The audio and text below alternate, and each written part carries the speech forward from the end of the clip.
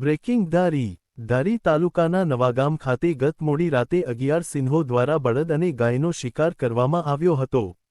નવાગામ ખાતે મોડી રાતે 11 સિંહનું ટોળું ગામમાં આવીને બળદ અને ગાયનો શિકાર કર્યો હતો। વહેલી સવાર સુધી શિકારની જયાફત ઉડાડતા સિંહ થયા કેમેરામાં કેદ। લોકોએ ઘરે બેઠા સિંહોના દર્શન કર્યા હતા। જંગલ છોડીને વનના રાજાઓ હવે ગામ તરફ।